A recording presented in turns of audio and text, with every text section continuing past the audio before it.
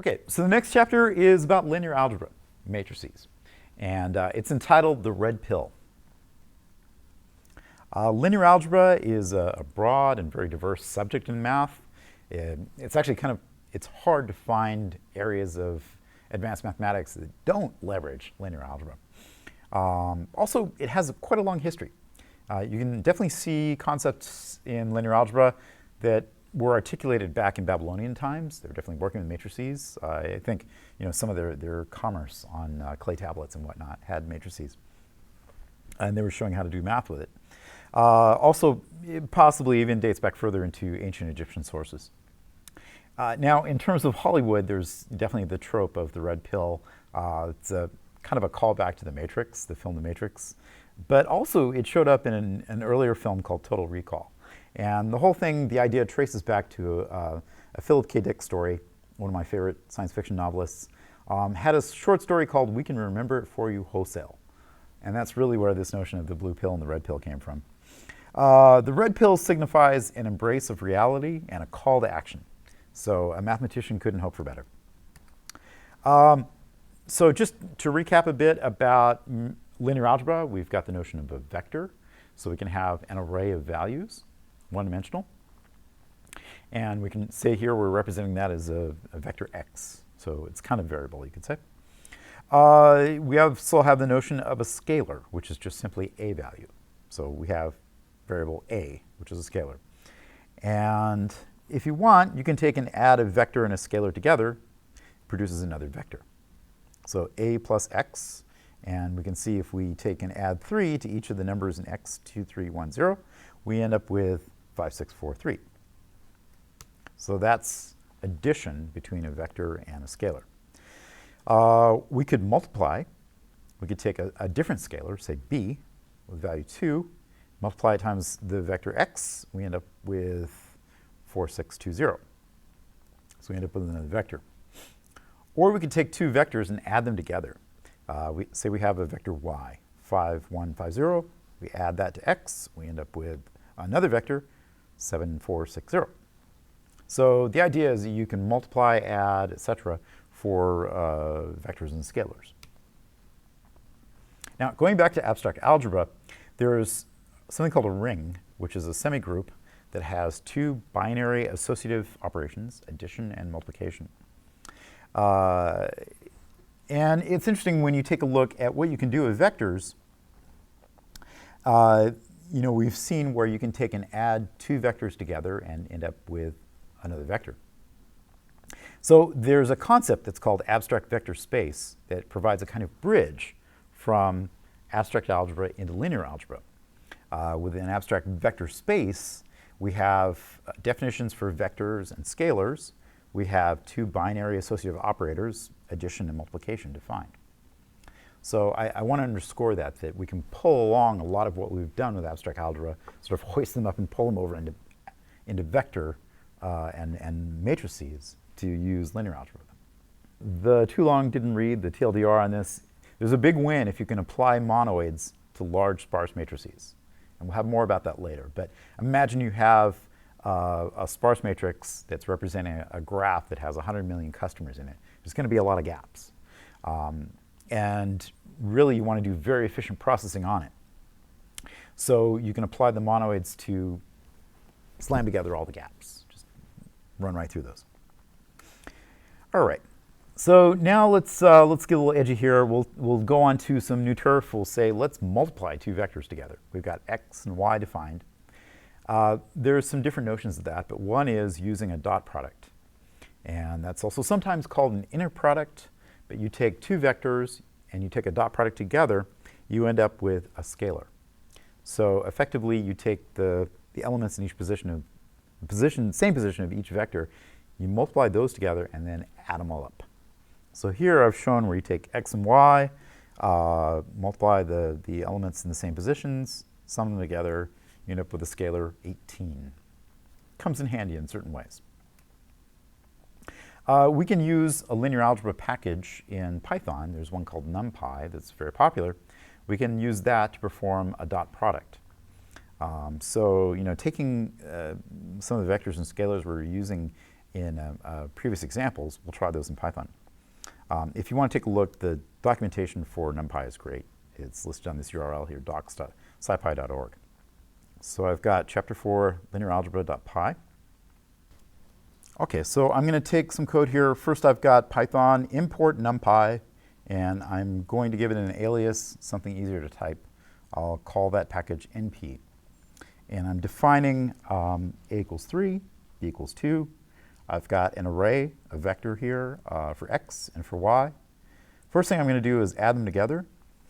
And then I'm going to take multiply b times x, like we did before, and then add them together and do addition and multiplication with the actual vectors. So I cut and paste that. Blam. And if you ever want to check it, you can just type in the name of a variable and print it out. Should be OK. OK, so first up, let's take vector x and add it with scalar a.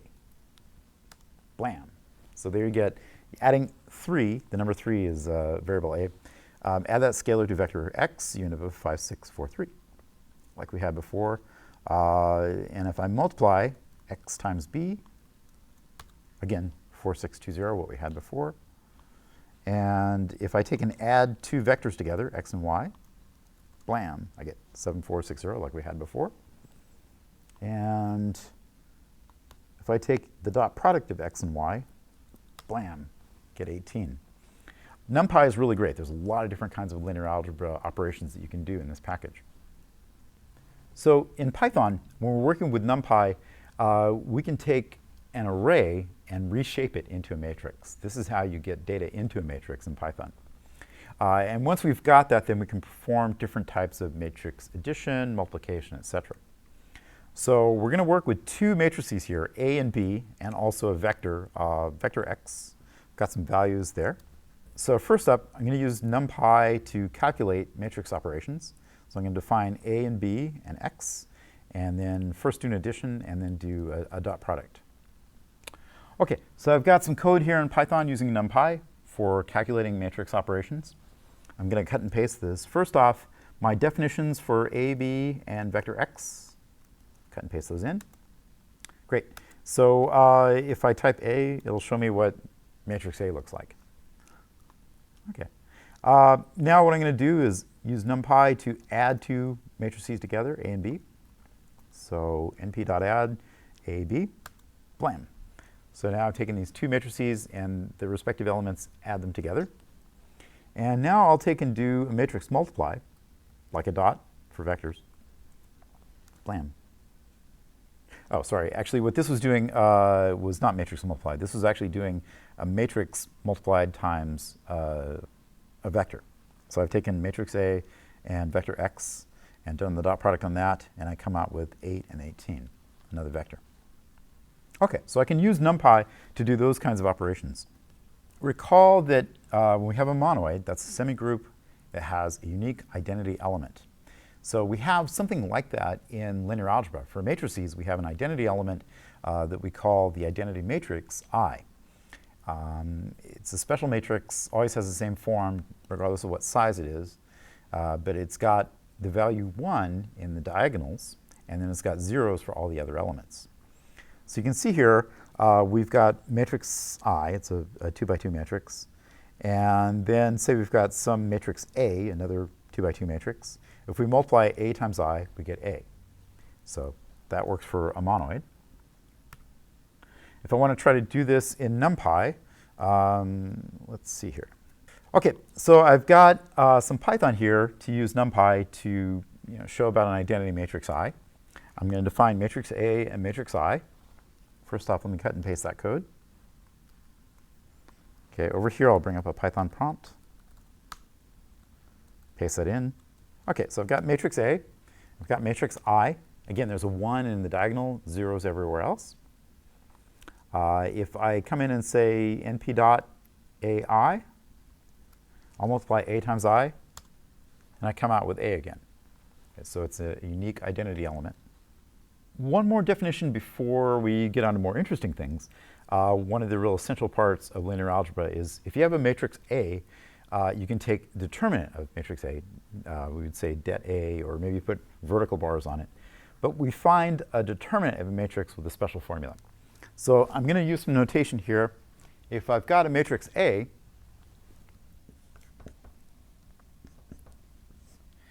let's say I've got the first element up here, row 1, column 1. We'll denote that as A11. Row 1, column 1, we'll call that A12. And then row 2, column 1, A21. Row 2, column 2, A22. So what you're going to do then is essentially take and multiply across the diagonal, blam, blam, and subtract one from the other. What this comes out to is if I take determinant A,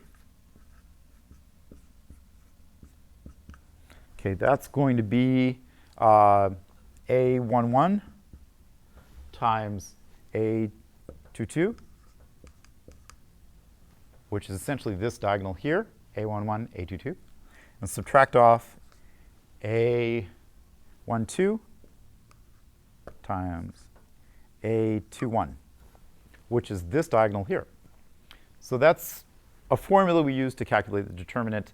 In this case, if I've got the same matrix I was using before, back to the slides here, you've got determinant of A is going to be 1 times 4 minus 2 times 3.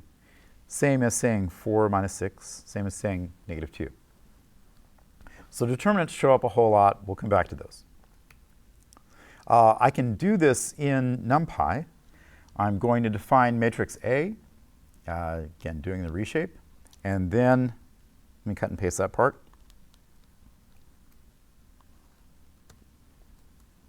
There.